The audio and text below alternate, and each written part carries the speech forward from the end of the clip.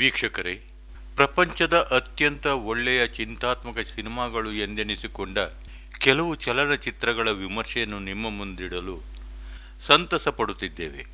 ಚಲನಚಿತ್ರ ಕೇವಲ ಒಂದು ಮನೋರಂಜನಾ ಮಾಧ್ಯಮವಲ್ಲ, ಅದು ಕೆಲವೊಮ್ಮೆ ನಾವು ಮನದಾಳದಿಂದ ಚಿಂತೆ ಮಾಡಬೇಕಾದಂಥ ಪರಿಸ್ಥಿತಿ ನಮ್ಮನ್ನು ತರುತ್ತದೆ. ನಮ್ಮ ಈ ಪ್ರಯತ್ನಕ್ಕೆ ನಿಮ್ಮ ಸಹಕಾರವಿರಲಿ. ವಿಮರ್ಶೆ ನೋಡಿ ನಿಮ್ಮ ಅನಿಸಿಕೆಗಳನ್ನು ತಿಳಿಸಿರಿ.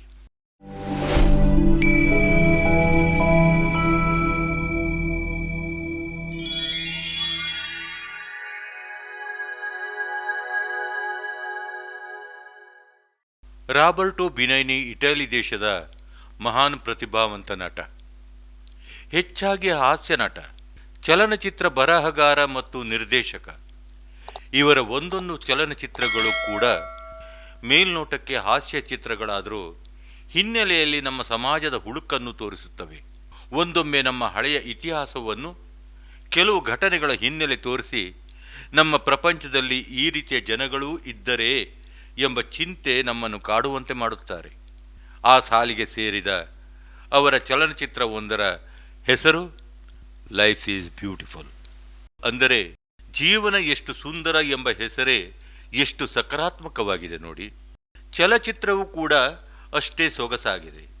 ಆದರೆ ಅದರೊಳಗಿನ ಕತೆ ನೋಡಿದರೆ ಯಾರಿಗಾದರೂ ಹೃದಯ ತುಂಬಿ ಬಂದು ಕಣ್ಣಲ್ಲಿ ನೀರು ಬರದೇ ಇರಲಾರದು.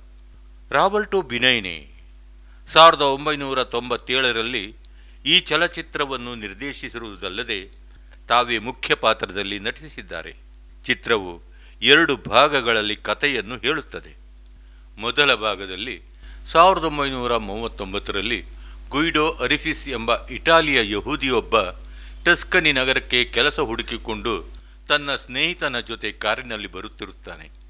ದಾರಿಯಲ್ಲಿ ಕಾರಿನ ಬ್ರೇಕ್ ವಿಫಲವಾಗಿ ಹೇಗೋ ಕಾರನ್ನು ಒಂದು ಸ್ಥಳಕ್ಕೆ ಹೋಗಿ ನಿಲ್ಲಿಸಿ ಅವನ ಸ್ನೇಹಿತ ರಿಪೇರಿ ಮಾಡಲು ಶುರು ಮಾಡುತ್ತಾನೆ. ಹಾಸ್ಯ ಪ್ರವೃತ್ತಿಯ ಗುಯಿಡೋ ಅಲ್ಲೇ ಹತ್ತಿರದಲ್ಲಿದ್ದ ಒಂದು ತೋಟದ ಮನೆಯ ಹತ್ತಿರ ಬರುತ್ತಾನೆ. ಅಲ್ಲಿ ಒಬ್ಬ ಹುಡುಗಿ ಹಸುವಿನಿಂದ ಹಾಲು ಕರೆಯುತ್ತಿರುತ್ತಾಳೆ.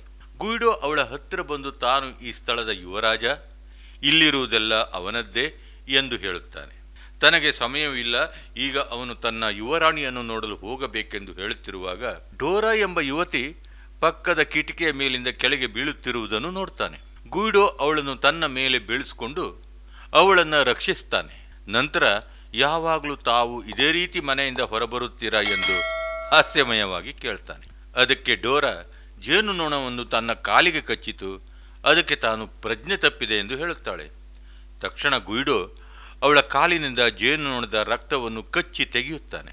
ನಂತರ ಡೋರಾ ತಾನು ಅವನಿಗೆ ಹೇಗೆ ಕೃತಜ್ಞತೆ ಸಲ್ಲಿಸಲಿ ಎಂದು ಕೇಳಿದಾಗ ಗುಯಿಡೋ ಕೆಲವು ಮೊಟ್ಟೆಗಳನ್ನು ತೆಗೆದುಕೊಂಡು ನಾನು ಇದರಿಂದ ಆಮ್ಲೆಟ್ ಮಾಡ್ಕೊಂಡು ತಿಂತೇನೆ ಎಂದು ಹೇಳಿ ಹೊರಡ್ತಾನೆ. ಟಸ್ಕನಿ ನಗರದಲ್ಲಿ ಗುಯಿಡೋನ ಚಿಕ್ಕಪ್ಪ ಒಂದು ಹೋಟೆಲನ್ನು ನಡೆಸ್ತಿರ್ತಾನೆ. ಗುಯಿಡೋ ಒಂದು ಪುಸ್ತಕದ ಅಂಗಡಿ ಇಡಬೇಕಂತ ಆಸೆ ಇರುತ್ತೆ. ಆದರೆ ಆ ಆಸೆ ಈಡೇರಲು ಸಮಯವಾಗುತ್ತಿದ್ದರಿಂದ ಗುಯಿಡೋ ಅವನ ಚಿಕ್ಕಪ್ಪನ ಹೋಟೆಲ್ನಲ್ಲೇ ಕೆಲಸ ಮಾಡಲು ಶುರು ಮಾಡ್ತಾನೆ. ಅನೇಕ ಹಾಸ್ಯಮಯ ಸನ್ನಿವೇಶಗಳಲ್ಲಿ ಗುಯಿಡೋ ಮತ್ತು ಡೋರಾ ಮತ್ತೆ ಭೇಟಿಯಾಗ್ತಾರೆ. ಅನ್ಯ ಜನಾಂಗದ ಡೋರಾ ಶಿಕ್ಷಕಿಯಾಗಿ ಕೆಲಸ ಮಾಡ್ತಾ ಇರ್ತಾಳೆ. ಇಬ್ಬರಿಗೂ ಪ್ರೇಮ ಉಂಟಾಗಿ ಮುಂದೆ ಅವರಿಬ್ಬರಿಗೂ ಮದುವೆ ಆಗುತ್ತೆ. ಗುಯಿಡೋ ಒಂದು ಪುಸ್ತಕದ ಅಂಗಡಿ ತೆರೀತಾನೆ. ಅವರಿಬ್ಬರಿಗೂ ಜೋಶುವಾ ಎಂಬ ಒಬ್ಬ ಮಗನೂ ಹುಟ್ಟುತ್ತಾನೆ. ಮೂವರು ಸಂತಸದಿಂದ ಸಂಸಾರ ನಡೆಸ್ತಿರ್ತಾರೆ. 2ನೇ ಭಾಗದಲ್ಲಿ ಜೋಶುವಾಗೆ ಈಗ 5 ವರ್ಷವಾಗಿದೆ. ಅಂದು ಅವನ ಹುಟ್ಟುಹಬ್ಬವಾಗಿರುತ್ತೆ. ಸಂಭ್ರಮದಿಂದ ಆಚರಿಸೋದಕ್ಕೆ ಎಲ್ಲವೂ ಸಜ್ಜಾಗಿರುತ್ತೆ.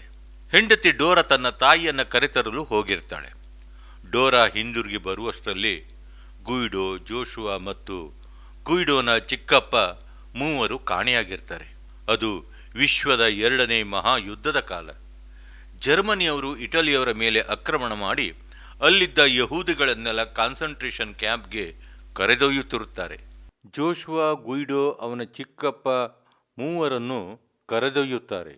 ಡೋರಾ ಅಧಿಕಾರಿಯನ್ನು ಭೇಟಿ ಮಾಡಿ ತನ್ನ ಗಂಡ ಮತ್ತು ಮಗು ಏನೂ ತಪ್ಪು ಮಾಡಿಲ್ಲ ಎಂದು ಎಷ್ಟು ಹೇಳಿದರೂ ಕೇಳದೆ ಹೋದಾಗ ತಾನು ಕೂಡ ಅವರ ಜೊತೆಯಲ್ಲಿರಲು ಹಠ ಹಿಡಿದು ರೈಲನ್ನು ಹತ್ತಾಳೆ. ಕ್ಯಾಂಪ್ ಹತ್ತಿರ ಬರುತ್ತಿದ್ದಂತೆ ಹೆಂಗಸರು ಮತ್ತು ಗಂಡಸರನ್ನ ಬೇರೆ ಬೇರೆ ಮಾಡಲಾಗುತ್ತದೆ. ಗುಯಿಡೋ ಡೋರಾಳ ಜೊತೆ ಮಾತನಾಡಲು ಪ್ರಯತ್ನಿಸುತ್ತಾನೆ. ಆದರೆ ಅಧಿಕಾರಿಗಳು ಅದಕ್ಕೆ ಅವಕಾಶ ನೀಡುವುದಿಲ್ಲ. ಯಹೂದಿಗಳನ್ನೆಲ್ಲ ಕಾನ್ಸಂಟ್ರೇಷನ್ ಕ್ಯಾಂಪ್ಗೆ ಕರೆದೊಯ್ಯಲಾಗುತ್ತದೆ. ಗುಯಿಡೋನ ಚಿಕ್ಕಪ್ಪನನ್ನು ಬೇರೆ ಮಾಡಿ ಗ್ಯಾಸ್ ಚೇಂಬರ್ನಲ್ಲಿ ಕೊಲ್ಲಲಾಗುತ್ತದೆ. ಜೋಶುವನನ್ನು ಕೂಡ ಎಲ್ಲ ಮಕ್ಕಳ ಜೊತೆ ಸ್ನಾನಕ್ಕೆ ಎಂದು ಕರೆದೊಯ್ದು ಕೊಲ್ಲಲು ಯತ್ನಿಸಲಾಗುತ್ತದೆ.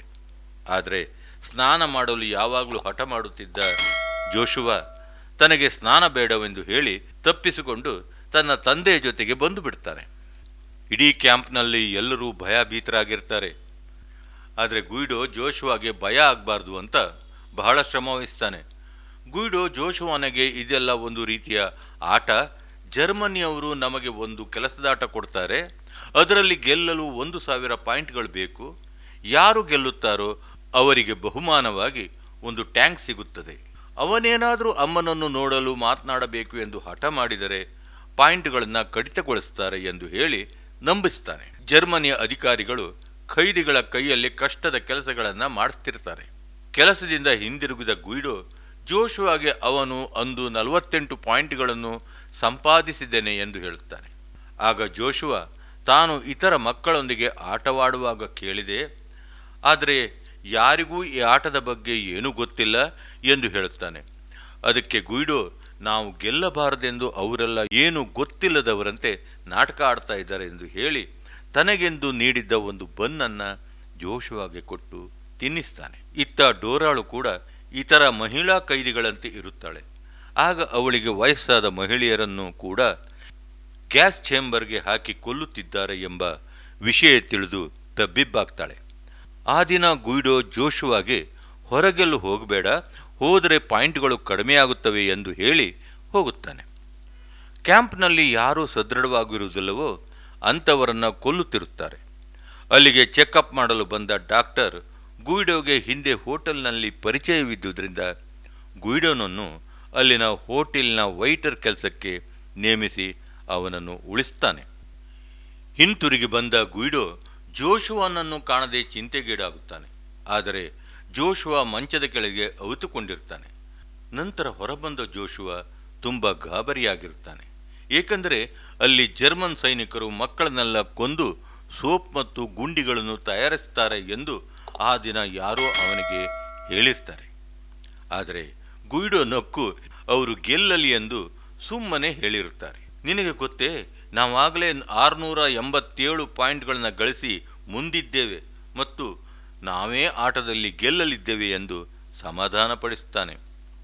ಒಮ್ಮೆ ಜರ್ಮನ್ ಮಕ್ಕಳು ಆಟವಾಡುತ್ತಿರುವುದನ್ನು ನೋಡಿ ಗುಯಿಡೋ ಜೋಶುವನನ್ನು ಕರೆತಂದು ಒಂದು ದೊಡ್ಡ ಡಬ್ಬವನ್ನು ತೋರಿಸಿ, ಬೇಕಾದರೆ ನೋಡು, ಈಗಲೂ ಆಟ ಆಡ್ತಾ ಇದ್ದಾರೆ, ಇದರಲ್ಲಿ ಯಾರೋ ಅವಿತುಕೊಂಡಿದ್ದಾರೆಂದು ಹೇಳಿ ಆ ಡಬ್ಬವನ್ನು ತೆಗೆದು ನೋಡಿದಾಗ ಅದರಲ್ಲಿ ಒಬ್ಬ ಹುಡುಗ ಅವಿತುಕೊಂಡಿರ್ತಾನೆ.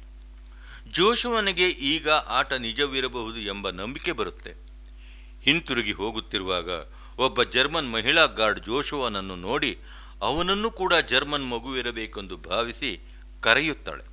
ಏಕೆಂದರೆ ಅಷ್ಟರಲ್ಲಾಗಲೇ ಎಲ್ಲ ಯಹೂದಿಯರ ಮಕ್ಕಳನ್ನು ಜರ್ಮನಿಯ ನಾಜಿಗಳು ಕೊಂದಿರುತ್ತಾರೆ.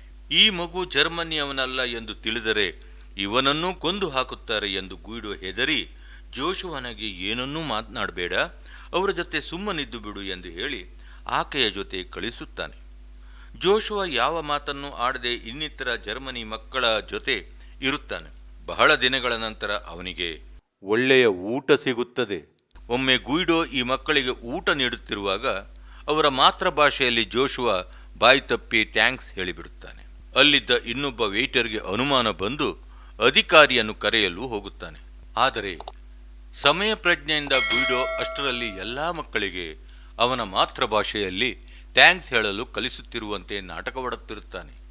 ಆ ಮಹಿಳಾ ಅಧಿಕಾರಿ ಅವನಿಗೆ ಮಕ್ಕಳ ಜೊತೆ ಮಾತನಾಡಲು ನಿಷೇಧಿಸಿರುವುದನ್ನು ಜ್ಞಾಪಿಸಿ ಅವನನ್ನು ಬೈದು ಹೋಗ್ತಾಳೆ. ಗುಯಿಡೋ ಜೋಶುವನ ಜೊತೆ ರಾತ್ರಿ ತನ್ನ ಸ್ಥಳಕ್ಕೆ ಹಿಂದಿರುಗುತ್ತಾನೆ. ರಾತ್ರಿ ಇದ್ದಕ್ಕಿದ್ದಂತೆ ಗುಂಡು ಮದ್ದುಗಳ ಸಿಡಿಯುವ ಶಬ್ದ ಕೇಳುತ್ತದೆ. ಎಲ್ಲರಿಗೂ ಜರ್ಮನ್ ಸೈನಿಕರ ವಿರುದ್ಧ ಅಮೆರಿಕ ಸೈನಿಕರು ದಾಳಿ ಮಾಡುತ್ತಿದ್ದಾರೆ ಮತ್ತು ಬೆಳಗಿನ ಜಾವದ ಒಳಗೆ ಅವರಿಲ್ಲಿಗೆ ಬರುತ್ತಾರೆ ಎಂದು ತಿಳಿಯುತ್ತದೆ. ಅಷ್ಟರಲ್ಲಿ ನಮ್ಮೆಲ್ಲರನ್ನೂ ಈ ಜರ್ಮನರು ಕೊಲ್ಲಲಿದ್ದಾರೆ ಎಂದರಿತ ಗುಯಿಡೋ ಜೋಶುವನನ್ನು ಕರೆದುಕೊಂಡು ಹೊರಕ್ಕೆ ಓಡುತ್ತಾನೆ. ಹಿಂದೆ ಅವನಿಗೆ ತೋರಿಸಿದ್ದ ಡಬ್ಬದ ಹತ್ತಿರ ಕರೆತರುತ್ತಾನೆ. ಡಬ್ಬದಲ್ಲಿ ಅವನನ್ನು ಅಡಗಿಸಿ, ನೋಡು, ನಮ್ಮಲ್ಲಿ ಈಗ 940 ಪಾಯಿಂಟ್ಗಳು ಇವೆ.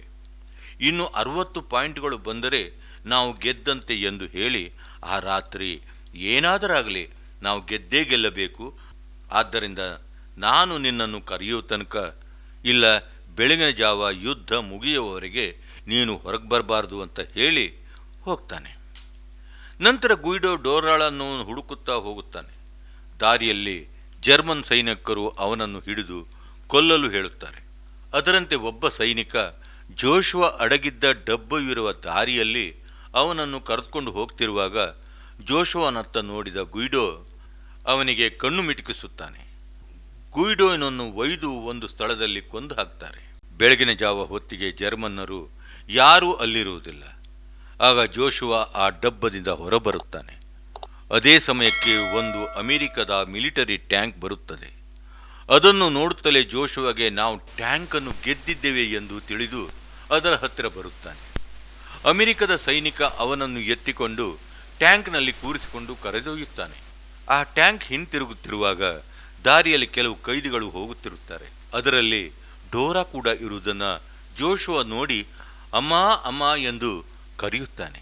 ಸೈನಿಕ ಜೋಶುವನನ್ನು ಡೋರಾಳಿಗೆ ಒಪ್ಪಿಸ್ತಾನೆ. ಇಬ್ಬರಿಗೂ ಹೇಳಲಾರದಷ್ಟು ಸಂತೋಷವಾಗುತ್ತೆ. ಜೋಶುವ ನಾವು ಗೆದ್ದೆವು, 1000 ಪಾಯಿಂಟ್ಗಳನ್ನು ಗಳಿಸಿ ನಾವು ಟ್ಯಾಂಕನ್ನು ಗೆದ್ದೆವು ಎಂದು ಹೇಳುತ್ತಾನೆ. ಅಲ್ಲಿಗೆ ಚಿತ್ರವು ಅಂತ್ಯವಾಗುತ್ತದೆ. ಒಬ್ಬ ತಂದೆ ಅವನ ಮಗನನ್ನು ಉಳಿಸಲು ಎಷ್ಟೆಲ್ಲ ಕಷ್ಟಪಡುತ್ತಾನೆ ಎಂಬ ಕಥೆಯನ್ನು ಅತ್ಯಂತ ನೈಜವಾಗಿ ರಾಬರ್ಟೋ ಬಿನೈನಿ ಚಿತ್ರಿಸಿದ್ದಾರೆ. 3 ಆಸ್ಕರ್ ಪ್ರಶಸ್ತಿ ಮತ್ತು ಪ್ರಪಂಚದಾದ್ಯಂತ ಅನೇಕ ಪ್ರಶಸ್ತಿ ಪುರಸ್ಕಾರಗಳನ್ನು ಈ ಚಿತ್ರ ಗಳಿಸಿ ಬಾಕ್ಸ್ ಆಫೀಸ್ನಲ್ಲಿ ಕೂಡ ಅತ್ಯಂತ ಯಶಸ್ವಿಯಾಯಿತು. ಎಲ್ಲರೂ ಒಮ್ಮೆಯಾದರೂ ನೋಡಬೇಕಾದ ಚಿತ್ರ ಲೈಫ್ ಈಸ್ ಬ್ಯೂಟಿಫುಲ್.